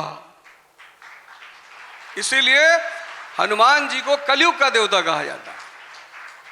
भाई हमसे लोगों ने कहा कि अब रामचरितमानस, धर्म की महिमा क्या है? ये जो विवेक की बात मैंने आपसे कही, कितने बड़े बड़े लोग हैं इस देश में और लंदन अमेरिका पढ़ के आए, मतलब मोदी जी के सामने तो बहुत बड़े बड़े स्कूलों में पढ़ के आए, लेकिन मोदी जी को टक्कर नहीं दे पा रहे हैं विवेक। और विवेक पैदा करने का सूत्र कहां लिखा हुआ है? धर्म में। अस विवेक जब दे विधाता, बिन सत्संग विवेक ना होई। कितने सारे लोग हैं जिनके बच्चे, कोई देहरादून में पढ़ रहा है, कोई लंदन में पढ़ रहा है, परेशान है। कई पेरेंट्स तो मेरे पास आते, सर हमारा लड़का नशा बहुत कर रहा है। तो मैंने कहा सर अब क्या कर सकते हैं, क्योंकि आरंभिक जीवन तो आप ही ने दिया है, भाई पहला गुरु कौन है? माँ बाप ही तो है। तो धर्म जो है वो विवेक पैदा करने का सूत्र है, तरीका है। और बिल्कुल रामराज्य अगर नहीं आएगा, राम राज्य ही आना चाहिए। पर वो राम राज्य की अवधारणा क्या है कि वो व्यक्ति शासक बने, जिसको सोक्रेट्स फिलोसोफर किंग कहता है कि वो व्यक्ति शासक बने जो व्यक्ति मन और इंद्रियों के संयोग से ऊपर उठकर चेतना पे आ चुका हो, जिसकी कोई इच्छा ना हो। वो है रामराज्य। और ऐसा शासन जब तक भारत में नहीं आएगा तब तक इस देश का और आगे विकास, हालांकि 2047 तक हम मानते हैं, हमने वो कर ही रखा है। एक शिक्षक का राजनीति में आना क्यों जरूरी है? आपसे इतने लोग मुतासिर रहते हैं, क्यों जरूरी है? मतलब एक समाज को जगाएं, अपने शिक्षक, अपने छात्रों को जगाएं, उसका राजनीति में आना और फिर वो थोड़ा मैनिपुलेट करना, किसी का चाहकर भी विरोध ना कर पाना, राष्ट्रवादी होते हुए भी कभी कभी बातें थोड़ा धीमे से कहना, ये क्यों जरूरी है? राम मनोहर लोहिया जी इकोनॉमी से पीएचडी कर रखे थे, जर्मनी से। जर्मनी से राम मनोहर लोहिया जी ने इकोनॉमी से पीएचडी कर रखा था, जर्मनी से। और जब लौट कर 1916 में इंडिया आए और मद्रास पहुंचे, पैसा नहीं था कलकत्ता तक आने का, तो हिंदू के ऑफिस में गए। तो उन्होंने कहा कि यार पैसा नहीं है, एक आर्टिकल लिख देता हूँ वर्ल्ड वॉर पे, तो कुछ पैसा दे दोगे तो मैं कलकत्ता चला जाऊंगा। तो उसने कहा यार ऐसे अरे गहरे लोगों से आर्टिकल नहीं लिखाते। तो बोले सर देख लो, अगर नहीं मजा आएगा तो कोई बात नहीं। तो उन्होंने वर्ल्ड वॉर पे आर्टिकल लिख के दिया। तो बोले अच्छा ठीक है कल आना। तो जिसको आर्टिकल मैनेजर को लिख के दिया उसने अपने एडिटर को दिखाया। तो एडिटर ने पूछा कौन है भाई? तो बोले एक साहब आए थे, उन्होंने लिख के दिया। बोले बुलाओ। बोले कल आएंगे। तो दूसरे दिन जब वो गए ऑफिस में, हिंदू के ऑफिस में 1916 में, तो वहां के एडिटर ने उनको 200 रुपया दिया उस आर्टिकल पे। भारत में जो संगठित राष्ट्रवाद की शुरुआत होती है 1850 के बाद, जिसको हम ऑर्गेनाइज्ड नेशनलिज्म कहते हैं, पॉलिटिकल पार्टी सिस्टम कहते हैं, उसमें सबसे बड़ा योगदान शिक्षित मध्यम वर्ग का था। तो मैं ये नहीं कह रहा हूं शिक्षित मध्यम वर्ग में सब आते हैं, डॉक्टर आते हैं, इंजीनियर आते हैं, पत्रकार आते हैं, सब लोग आते हैं। तो हर वो व्यक्ति जिसको लगता है कि मैं एक विजन रखता हूं, मैं एक सोच रखता हूं, जैसे मेरी सिर्फ एक इच्छा है, मेरी बस एक, बाकी कुछ भी नहीं, मेरी सिर्फ एक इच्छा है कि हिंदुस्तान की जो एजुकेशन सिस्टम है उसको पूरा ओवरहॉल कर दिया जाए और एक चीज कर दी जाए, बस एक, इस देश का जो सरकारी स्कूलों का शिक्षक है उसको वीआईपी का दर्जा दे दिया जाए। क्योंकि जिस देश में शिक्षक सशक्त और खुशहाल होगा उस देश की शिक्षा अपने आप बहुत अच्छी होगी। जैसे आज बहुत सारे युवा सिविल सर्विस की तरफ जाना चाहते हैं। ये बोल कहते भी हैं लोग। आज आप देखो सिविल सर्विस की तनख्वाह, एक आईएएस की तनख्वाह कितनी है, लेकिन लोग सिविल सर्विस की तरफ जाना चाहते हैं। तो पैसा, पद, समाज में एक सर्वोच्चता का भाव, तो जो बेस्ट ब्रेन्स हमारी कंट्री के हैं वो टीचर बनना ही नहीं चाहते। आप सोचो इतने युवा यहां बैठे हैं, और मैंने आता ही कहा कि किसी को भी अगर लगता हो कि मैं 15 साल पढ़ाई किया हूं या की हूं और लगता है कि मुझे कुछ आता है, मैंने अच्छे से पढ़ा है, तो मुझसे आप कुछ बात करिएगा। पर आप देखिए शायद ही कोई तैयार होगा बात करने के लिए। नहीं, टीचर बनना चाहते हैं ऐसा नहीं है, लेकिन वो अवध ओझा जी जैसे टीचर बनना चाहते हैं। वो जो खान सर नहीं होते जो बिल्कुल, आप तो बिल्कुल राजा बना देते हैं एकदम से। टीचर बन सकते हैं, जो सरकारी टीचर की आपने बात कही है शायद वो नहीं बनना चाहते। और यहीं पे मेरा सवाल ये है कि ये जो कोचिंग सिस्टम चल रहा है, एक यानी यहाँ कई बच्चे हैं जो कि जाते भी कोचिंग सिस्टम ने इस शिक्षा व्यवस्था को लेकर, ये हम कह सकते हैं कि क्या खामियां रह गई उनको भी उजागर किया, और पूरा ये कोचिंग नेक्सस जो चल रहा है उसको लेकर आप क्या कहेंगे? खास तौर से अभी छात्रों का आंदोलन भी इसी से जुड़ा हुआ रहा है, उसमें भी ये मुद्दा उठा है।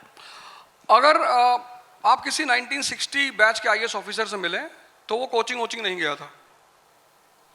मैं ताराचंद हॉस्टल में रहा हूँ इलाहाबाद में, मेरे बड़े सारे सीनियर हैं, सत्यकाम मिश्रा सर रहे, अब तो रिटायर हो गए, एनपी सिंह सर हैं, अब रिटायर हो गए। तो वो मुझसे कहते यार हमारे ज़माने में कोचिंग नहीं होती थी। तो क्यों नहीं होती थी? क्योंकि क्लासों में पढ़ाई बहुत अच्छी होती थी। हमारा जो चाय वाला था कटरा में है, मतलब पप्पू चाय वाला, पप्पू चाय वाले की बात कर रहा हूं, किसी और की बात नहीं कर रहा हूं।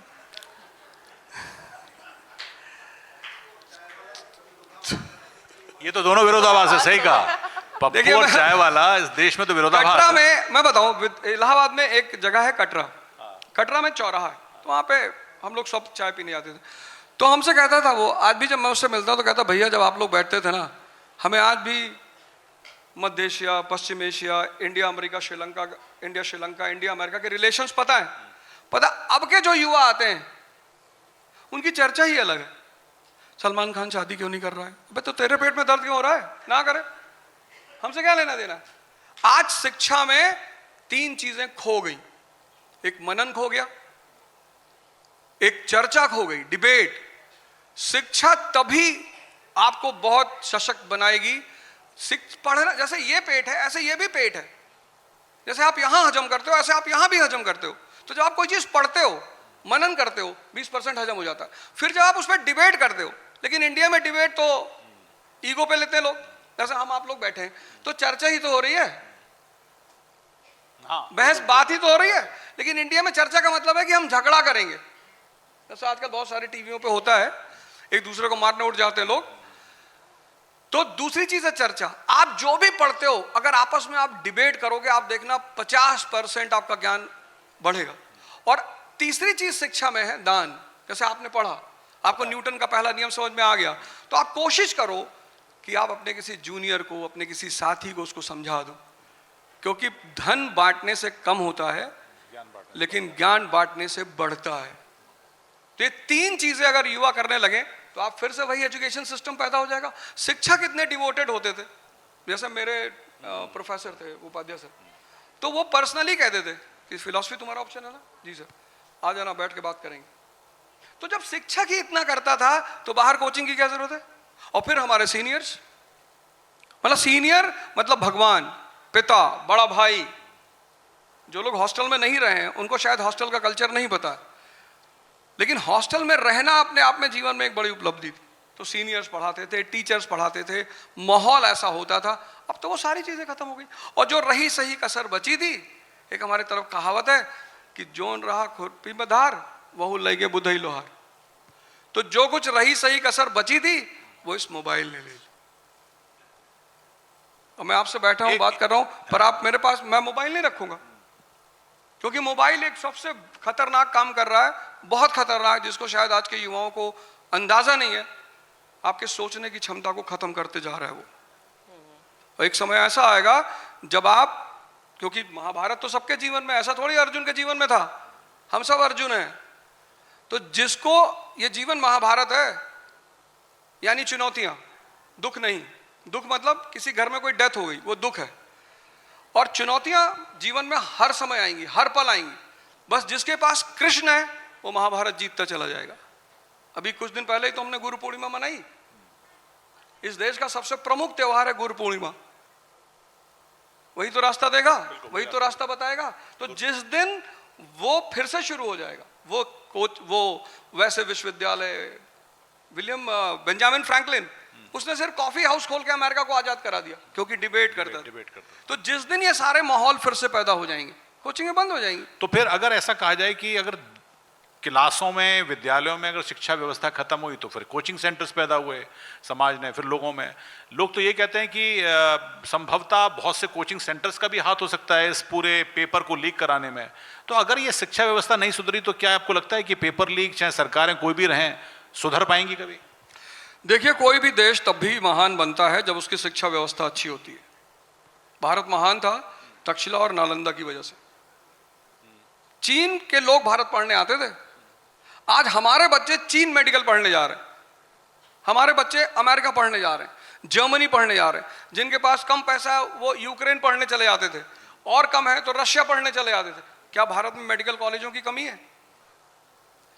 किसी भी व्यक्ति को, किसी भी समाज को, किसी भी राष्ट्र को अगर ताकतवर बनना है तो उसको सबसे पहले अपने शिक्षा को ताकतवर बनाना पड़ेगा। उसके बिना कोई विकल्प है ही नहीं। मतलब जिस दिन सारा खेल शिक्षा से, मतलब कबीरदास जी, आज भी लोग, वो तो कहीं स्कूल नहीं गए, पढ़े लिखे नहीं। मैंने जब पहली बार आदिगुरु शंकराचार्य का दर्शन पढ़ा, माया पढ़ी, ब्रह्म पढ़ा, समझ में ही नहीं आया। तो मैंने अपने प्रोफेसर से कहा, मैंने कहा सर एक्चुअली में माया है क्या? तो फिर वो बताने लगे दिस दैट और ऐसा इल्यूजन फलाना। तो मैंने अपने पिताजी से कहा, मेरे पहले गुरु मेरे पिताजी हैं। मैं आज जो भी हूं उसमें 98% योगदान मेरे पिताजी का है। और उन्होंने मुझे सोचना सिखाया, डरना नहीं सिखाया। जैसे आजकल की माएँ अपने बच्चों को डराती हैं कि दूध नहीं पियोगे तो साधु उठा ले जाएगा। साधु की इतनी हिम्मत उठा ले जाएगा? भाई बच्चा दूध ना पिए कोई बात नहीं, लेकिन अगर आपने बचपन से उसके मन में डर डाल दिया, वो पूरे जीवन साधु के चक्कर में डाला घर में बैठा रहेगा। माँ बाप अपने बच्चे को दो चीज देते हैं, एक समझ और एक संस्कार। वो बहुत बड़ा रोल है, वो चाहे अशिक्षित ही क्यों ना हो।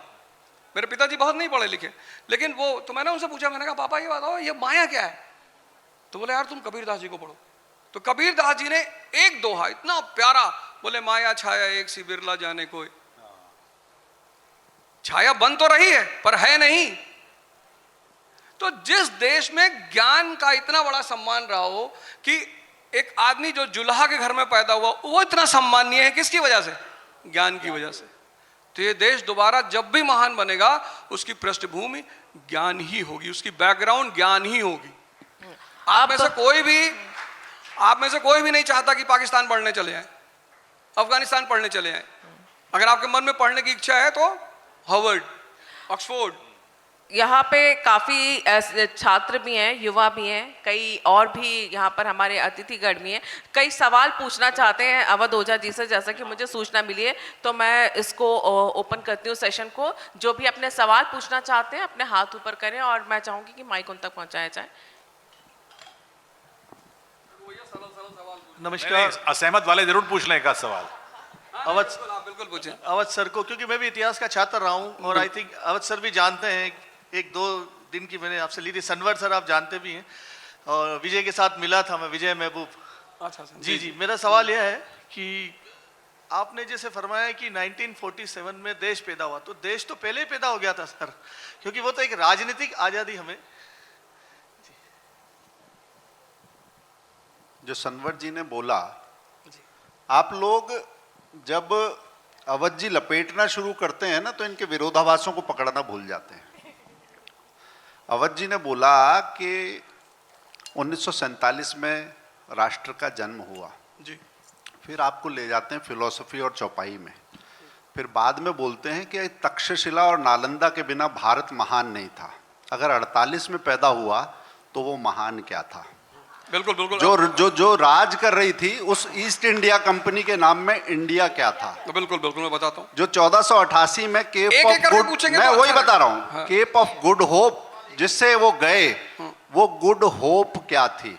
ठीक। और वास्को डी गामा जिसको कहते हैं कि जिसने भारत ढूंढा, उसे भारत का रास्ता बताने वाला कान्होजी कौन था।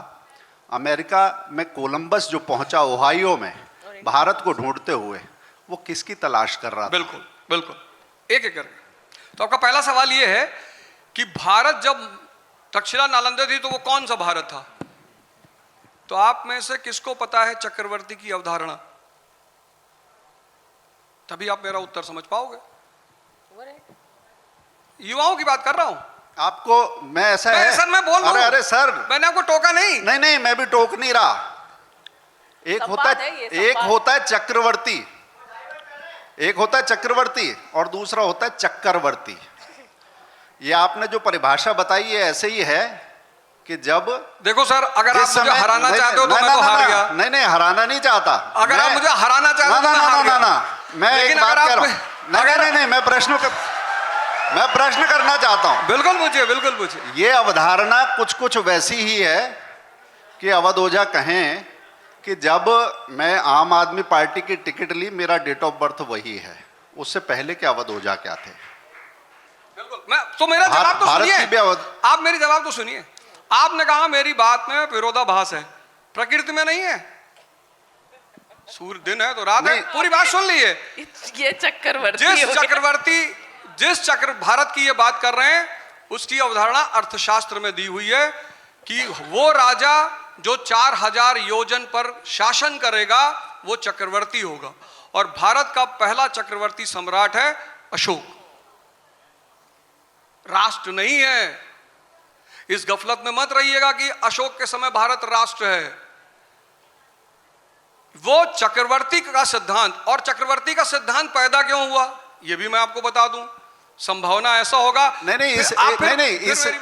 अगला सिद्धांत मत समझाइए, हमें दूसरा एक प्रश्न बता दीजिए जो आपने बताया था। मैं आपको बता रहा हूं, मैं एक पूरा कर लूं। एक मिनट बस, एक मिनट। आपने इतने बिंदु छोड़े हैं, हमारे फील्डर थोड़ा सा कैच पकड़ने में चूक गए। आपने बातों में नहीं सर, आप ऐसी कोई बात नहीं सर। आप जितनी देर कहेंगे मैं उतनी देर आपको सवालों का जवाब दूंगा। नहीं। अगर मुझे कुछ नहीं आता होगा मैं आपसे माफी भी मांगूंगा। बिल्कुल इस दुनिया में कोई आदमी सर्वज्ञाता नहीं है। पहली बात तो मेरी बात सुन लिए सर। आपकी बात मैंने सुना, देखिए कितने प्यार से सुना। मैंने फिर एक बात कह रहा हूं, अगर आप चाहते हैं कि मैं हार जाऊं तो मैं हार गया। नहीं हम नहीं बिल्कुल चाहते, लेकिन अगर आप चाहते हैं कि मैं आपके बात का हम तो आपको ज्ञाता के रूप में प्रतिष्ठित करना चाहते हैं। आपने कहा, बहुत बहुत धन्यवाद आपका, कि 1947 में इस देश की जनता जो थी वो नासमझ थी। आप बताइए। मैंने मान लिया कि आप ज्ञाता हैं, उन्होंने लगातार एक परिवार के शासन को चुना, वो नासमझी थी, ये मान लिया जाए। नेहरू जी को बार बार चुनना, मतलब उन्होंने एक परिवार को चुना 1947 से, तो माना जाए कि वो नासमझ थी जनता भारत की। अरे उन्होंने एक बहुत महान व्यक्ति को प्रधानमंत्री चुना, लेकिन आप डायलॉग को दूसरी तरफ ले जा रहे हैं। नहीं मैं अपने सवाल को पूरा कर लूं। सर मैं भी सरकारी स्कूल का ही पढ़ा हुआ हूँ सर, बहुत अच्छी बात है। और मैंने आप दिल्ली में जो जाते हैं तो आपको जर्मन बोलने वाले मिलते हैं, मगर मुझे उसी दिल्ली में केजरीवाल जी के समय में सूडान, लीबिया और काला हांडी भी दिखाई दिए। आपको बिल्कुल दिखाई दी होगी, इस भारत में निश्चित तौर पर दिखाई पड़ी होगी। मैं आपसे फिर कह रहा हूं, आज भारत की सीमा है, एक निश्चित सीमा। आप मुझे बताइए 1947 से पहले भारत की निश्चित सीमा कब बनी थी? नेशनलिज्म का सिद्धांत उससे पहले कब पैदा हुआ था? और चक्रवर्ती का सिद्धांत क्यों पैदा हुआ, उसकी भी एक वजह है। ये डिबेट इतनी प्यारी है, इतनी अच्छी।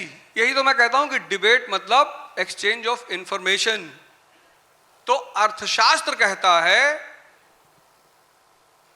कि जिस राजा का 2 मार्गों पे कब्जा होगा, पहला मार्ग उत्तरापथ और दूसरा मार्ग दक्षिणापथ,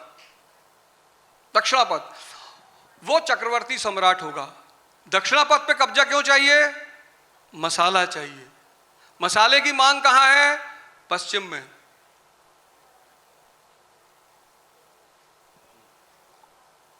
एक हमारा मसाला है जिसको हम सिर्फ सोने के बदले में बेचते थे, दालचीनी। 4 महीने यूरोप बर्फ से ढका रहता है। उस 4 महीने के लिए उन्हें 2 स्पेसिफिक चीजें चाहिए थी, एक मसाला, एक सिल्क। और मसाला ट्रॉपिकल एरिया का फ्रूट है, इसीलिए उत्तर भारत के राजाओं ने हमेशा प्रयास किया कि दक्षिण भारत पर कब्जा कर लें। दक्षिण भारत के किसी राजा ने यह प्रयास नहीं किया कि उत्तर भारत पर कब्जा कर ले। एक अपवाद है, राजेंद्र प्रथम चोल, वो भी उसने बंगाल पर कब्जा किया है क्योंकि उसको इंडो चाइना पर कब्जा रखना है। नहीं, पर आप मुझे एक बात बताइए, आप तो- इतनी बातें मिलाते हैं, ना। आप थोड़ी कंफ्यूज कर देते हैं। आप राजनीति भी मिला लेंगे, इतिहास मिला लेंगे, दर्शन मिला लेंगे, फिर उसके बाद आम भारत की राजनीति भी मिला लेंगे। एक आम आदमी कैसे समझे? वो मान लो जानना चाह रहा है कि अवध ओझा ये बताएं नहीं, आप कि ऐसे अवध ओझा जी ये ideologically- बताएं, अवध ओझा जी ये बताएं कि चर्चा दालचीनी पे करनी है या केजरीवाल पे करनी है? नहीं देखिए, मैं उसको और थोड़ा और देखिए, परिष्कृत मैं करता हूं, मैं परिष्कृत बताऊं। कर देता हूं। आपने मुझे गेस्ट के रूप में बुलाया है, आप जिस पे चर्चा करेंगे मैं उस पे करूंगा। नहीं, मैं परिष्कृत होकर थोड़ा मेरी सवाल कर आदत देता रही हूं। है कि मैंने चर्चा अपने मुद्दों पे कभी नहीं की। जिसने मुझे बुलाया मैंने उससे हमेशा स्वतंत्रता दी कि मुद्दे तुम्हारा, पिच तुम्हारा, गेंदबाजी तुम्हारी, बैटिंग हमारी। नहीं, मैं उसी से पूछ तो रहा हूं ये आपसे। ये एक सवाल- बिल्कुल एक नहीं सवाल होगा पूछ- एक एक कि सवाल- मैं सेकंड, आपसे एक कहूं कि सर प्लीज ऐसे गेंद डालिए सर, ऐसे डालिए सर। हमारा नहीं, मैं आपसे एक मैं सवाल तो पूछ आपसे रहा हूं, कहूंगा- और खासकर मैं उन लोगों के लिए पूछ रहा हूं। आजकल पॉलिटिकली डिवाइडेड है, आइडियोलॉजिकली डिवाइडेड है। लोग थोड़ा सा ब्लैक एंड व्हाइट में समझना चाहते हैं कि देश में राष्ट्रवाद के नाम पर जो पार्टी हो, जो आइडियोलॉजी हो, उसको सपोर्ट करें, या फिर हम औपनिवेशिकवाद, मतलब जो कॉलोनियल को करते हैं, भारत के टुकड़े वाली है, या हमको मिक्स वाली है, कंफ्यूज, उस पर करें। ये देश में इस समय डिवीजन है। अवध ओझा अपनी राजनीति के उस पूरे दर्शन, राजनीति और तर्कशास्त्र को बताए बिना कैसे समझाएंगे कि इस समय देश के हित में क्या है और देश कितना जरूरी है इस नेशन स्टेट की या फिर पुरानी भारत की परिकल्पना के दायरे में? आप हर उस व्यक्ति का समर्थन करें। एक सिद्धांत है, E is equal to E, economy is equal to empire. अगर अर्थव्यवस्था नहीं होगी, साम्राज्य का जन्म कभी नहीं होगा। आप हर उस व्यक्ति का समर्थन करें जो शिक्षा को बढ़ावा देगा, जो स्वास्थ्य को बढ़ावा देगा, इंफ्रास्ट्रक्चर को बढ़ावा देगा, इंडस्ट्री को बढ़ावा देगा। 3 देश एक साथ पैदा हुए थे, चीन, भारत, पाकिस्तान। और अगर आज एप्पल को कोई टक्कर दे रहा है तो वो है OnePlus। हम सब साथ में पैदा हुए थे। आज चीन अगर आंख दिखा रहा है यूनाइटेड स्टेट्स ऑफ अमेरिका को, तो अगर आप ये मत देखिए, आप भावुकता से कभी मत जुड़िए, आप भाव पे मत जाइए। अगर भाव पे आप जाएंगे तो आपका नुकसान होगा। राजनीति मुद्दों की है, सिद्धांत की है, विचारधारा की है, और मुद्दे हर वो व्यक्ति जो आपसे कहता है और करता भी है, सिर्फ कहता नहीं करता है कि हम देश को एक सशक्त देश बनाएंगे, अर्थव्यवस्था के स्तर पर, संस्कृति के स्तर पर, समाज के स्तर पर, आप उसके साथ रहिए। और एक और सबसे बड़ी बात, कोशिश करिए, कम से कम इस साल से कोशिश करिए कि जब बजट आए देश का, तो कम से कम हर घर में उस बजट पे चर्चा हो कि शिक्षा पे कितना पैसा खर्चा कर रही सरकार, तो मतलब डिफेंस पे कितना कर तो रही है। आप कह रहे हैं कि भाजपा को समर्थन कर दें? हाँ बिल्कुल, आज जो कर रहा है, जो भी कर रहा है विकास की बात, जो विकास कर रहा है, मतलब प्रधानमंत्री तो ये कहते हैं ना कि मतलब हम देश के विकास की बात करेंगे, हमने यहाँ पर थे, यहाँ पर ले गए, हमारा इंफ्रास्ट्रक्चर ऐसे बढ़ रहा है, हम शिक्षा में करेंगे, हमारी विदेश नीति ऐसी है। तो मतलब आप इनडायरेक्टली ये कहना चाह रहे हैं? मैं तो प्रधानमंत्री जी से ये भी कहना चाहता हूं कि सर, जब भी ट्रंप को आप उल्टा सीधा आपको बोले और आप कुछ ना कह पाए, confuse कर तो दिया कम से आपने। कम हमें बता दीजिए सर, हम खड़े होकर ट्रंप के खिलाफ बोलेंगे सर। हम तो अब प्रधानमंत्री जी से ये भी कहना चाहते हैं कि अगर कभी वो कुछ बोले और आप नहीं कहना चाहते हैं, क्योंकि मैं जानता हूं आप अच्छे इंसान हैं, आप अपनी जबान नहीं खराब करना चाहते हैं, देश का नेतृत्व कर रहे हैं, तो आप हमको बता दीजिए, तो आप ये हम बताइए। बोलेंगे उसके खिलाफ। लेकिन देखिए, ऐसी बात नहीं है, बड़ी सिंपल सी बात है। आपने मुझसे पूछा देश की जनता को किसका साथ देना चाहिए। हाँ, जो देश को सशक्त बनाए, आप बस उसी का साथ दें। आप किसी की बात मत माने। हम कौन होते हैं आपसे कहने वाले कि फला आदमी को वोट दे दीजिए। मुसलमान क्यों बर्बाद हुए? इसीलिए तो बर्बाद हुए। वो जो मुसलमान बर्बाद हुए वो इसीलिए बर्बाद हुए, किसी के कहने पे वोट देते थे कि भाई दिल्ली के मौलाना साहब बताएंगे किसको वोट देना है, तो मांगो भीख। जब तुमने अपने हितों पे वोट दिया ही नहीं, तुमने कहा ही नहीं, भाई 1932 का पूना समझौता हुआ, गांधी जी ने डॉक्टर अंबेडकर से कहा कि हम आपको टेंपल एंट्री देंगे। बोले उसकी चिंता मत करो, हम घर में टेंपल बना लेंगे, आप सिर्फ एक काम करो। बोले क्या? बोले आप 18% रिजर्वेशन दे दो लेजिस्लेचर में, अच्छा, बोले अच्छा, और बोले और शिक्षा, दलित समाज की शिक्षा फ्री करवा दूं। अगर एक अंबेडकर पूना समझौता करके दलितों की स्थिति भारत में अच्छी कर सकते हैं, तो अगर वैसा ही कोई अंबेडकर मुसलमानों को मिल गया होता तो आज मुसलमानों की स्थिति भी अच्छी होती। इन्होंने बस एक गलती की, भावना। तो आपने किस भावना में बहकर पार्टी ज्वाइन की थी? एक बार ये बताइए। हाँ, एक सेकंड, अरे कर लेंगे। चाचा, मैंने प्रयागराज में पढ़ाई की है, बोल दिया। हाँ, अब आप मुझे- खुश? अब आप ये बताइए, मैं इसलिए क्योंकि आपने पूरी भावनाओं की बात की। जब आप एक शिक्षक के तौर पे, आपको बहुत युवा जो है आपके फॉलोअर्स रहे हैं, पसंद करते हैं, जब आप कोई पार्टी ज्वाइन करते हैं और करोड़ों आपके शिक्षक जो छात्र होते हैं वो आपको देखते हैं, है ना, आंखों से लेजर निकलती है, हमारे अवध सर और राजा बना देंगे। जब वो कोई पार्टी का चयन करते हैं और फिर उसके बाद वहाँ से उनको असफलता मिलती है और फिर वो राजनीति से संन्यास ले लेते हैं, तो इसमें भावनाएं थी, कैलकुलेशन था, या फिर जो बीजेपी से आपको टिकट नहीं मिला वो था? बहन जी, जब भी स्पोर्ट्स होता है ना, तो एक विनर होता है, एक रनर होता है। मैं रनर हूं। कांग्रेस का जो कैंडिडेट था वो विधायक रह चुका था, एक बार 2 बार पार्षद रह चुका था, मैंने उसको हराया है बहन जी। 15 दिन टाइम मिला था, 15 दिन के टाइम में 47,000 वोट मिले थे, और जब रिजल्ट आया था तो मैंने एक ही बात कही थी कि ये मेरी व्यक्तिगत हार है, क्योंकि मैं इस विधानसभा की जनता से नहीं मिल पाया। और एक क्लर्क का बेटा दिल्ली पहुंचकर पढ़ाई कर और उसके घर आकर एक राजनीतिक पार्टी टिकट देके जाती है, इससे बड़ी जीत उसकी धरती पर कुछ भी नहीं होती। मैं किसी राजनीतिक पार्टी के दरवाजे पर नहीं गया कहने की बाबूजी मुझे टिकट दे दो, सर मुझे टिकट दे दो, और ना कभी जाऊंगा। अगर दोबारा लड़ा तो भी यही कंडीशन होगी, कोई ना कोई टिकट देके बहन जी जाएगा। हारे या जीते वो अलग बात है, अरे तो लेकिन आप ये जान लो, आपके लिए आप टिकट मिलना जरूरी है, लेकिन आप क्या मतलब टिकट चाचा मैं प्रयागराज से पढ़ा हूं, चाचा मैं प्रयागराज से पढ़ा हूं। नहीं, वो चाह रहे थे कि शायद प्रयागराज आप चाह रहे थे। मैं प्रयागराज से पढ़ा हूं।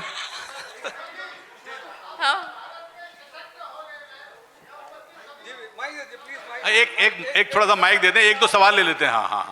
हाँ जी बस समय हो गया है, सर लेकिन एक दो सवाल। हाँ, यहाँ पर सभी उपस्थित एक मिनट सर, हर आदमी का कोई ना कोई इंस्पिरेशन तो होता ही है सर।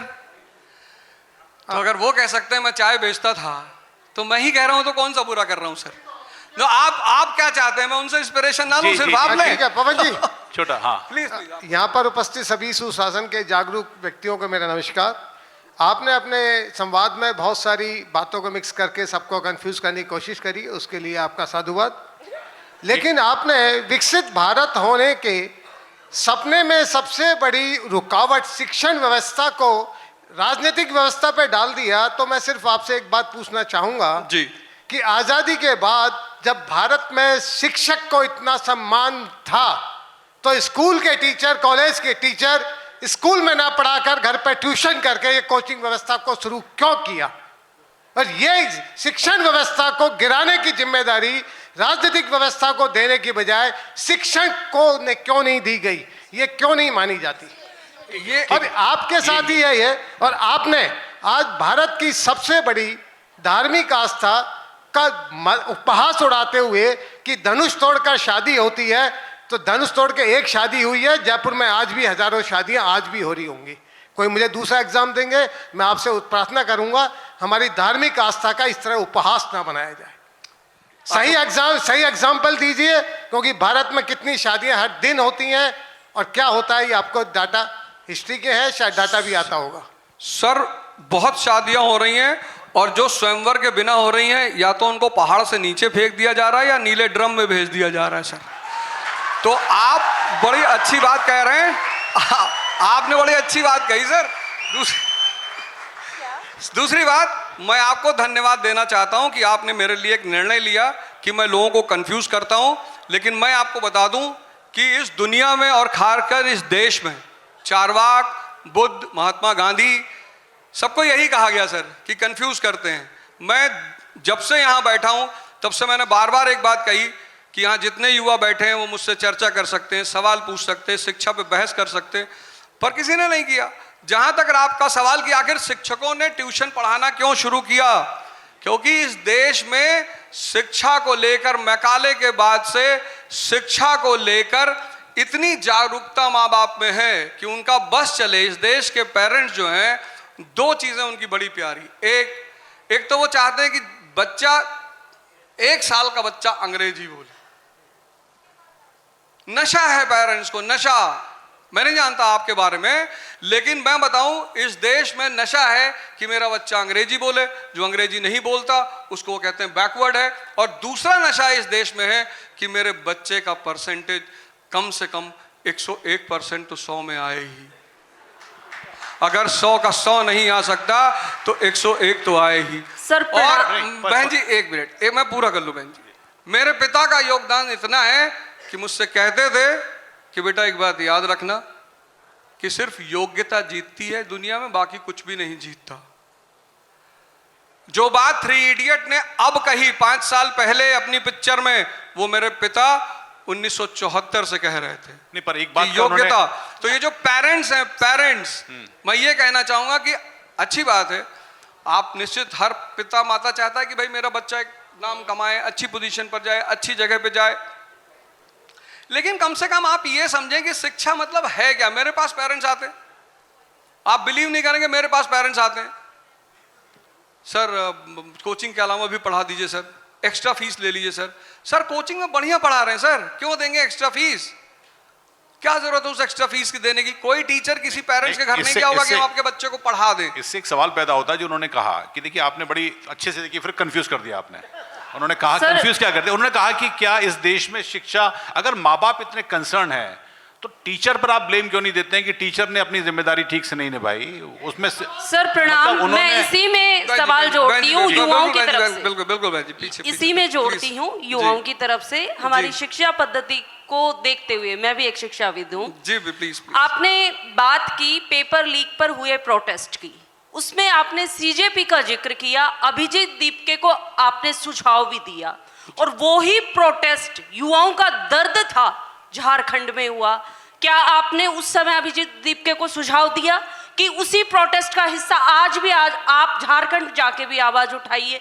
क्या वामपंथ को और विपक्ष को आपने सुझाव दिया कि ये हमारे देश का वो ही सामान्य युवा है जो आहत है पेपर लीक से, इसके अंदर दर्द भरा पड़ा है? मैं एक शिक्षाविद होने के नाते मेरे पहले सवाल का जवाब आपसे जानना चाहती हूँ। मेरा दूसरा सवाल, आपने शिक्षक के सशक्त और समृद्ध होने की बात आपने की, हम सरकारी शिक्षा पद्धति की बात यहाँ कर रहे हैं, बहुत जेन्युइन सवाल है और शिक्षक को सशक्त समृद्ध होना चाहिए। लेकिन क्या जो हमारी सरकारी स्कूलों में इंफ्रास्ट्रक्चर है, एक स्कूल में 200 बच्चे हैं, वहाँ 4 टीचर थोड़ा छोटा कर लें, थोड़ा समय 4 टीचर हैं, और एक स्कूल में जहाँ 20 बच्चे हैं वहाँ 10 टीचर हैं, इसकी बात कब की जाएगी? हमारे पाठ्यक्रम की, हमारे सिलेबस की, हमारी परीक्षा पद्धति की, इन सब में परिवर्तन की बात देश में कब की जाएगी? क्या मंच से ये बात नहीं आनी चाहिए? ठीक है, जी जी हो गया। बहन जी आप सवाल कम पूछ रही थी, नाराज ज्यादा थी, लेकिन आप ठीक है, जी जी जी जी एकदम। आपने शायद पूरा ये शो सुना होगा, तो इसी मंच पे मैंने कहा, अभी कहा, आप पहले की बात कर रही, अभी कहा, अभी कि झारखंड में भी सबको जाना चाहिए। पूछे नहीं कहा? आप कहां बैठी हुई हैं? आपके सामने बोल रहा हूं मैं, इस मंच से बोल रहा हूं। पांचान कोई सामान्य मंच तो है नहीं, ये तो एक राष्ट्रीय अंतरराष्ट्रीय मंच है। इस मंच से मैं कह रहा हूं, इस मंच से। आप मुझसे पूछ रही कि व्यक्तिगत कब कहा, मैं इस मंच से कह रहा हूं कि झारखंड, हर वो व्यक्ति जो दिल्ली के जंतर मंतर पे आया, बहन जी नाराज मत होइए, बहन जी मैं प्रयागराज से पढ़ा हूं, आप नाराज मत होइए। चलिए समय खत्म हो रहा है, नाराज मत होइए बहन जी, समय खत्म हो रहा है। लेकिन अवध ओझा से बात करने के बाद एक बात तो आई है कि ये सवालों का जवाब बहुत है, लोग आपके फैन भी हैं, लोग आपसे कुछ असहमत भी हैं। असहमति बड़ी अच्छी चीज है, कोई बात नहीं। अगर नहीं, पर संवाद होना चाहिए, ये महत्वपूर्ण था।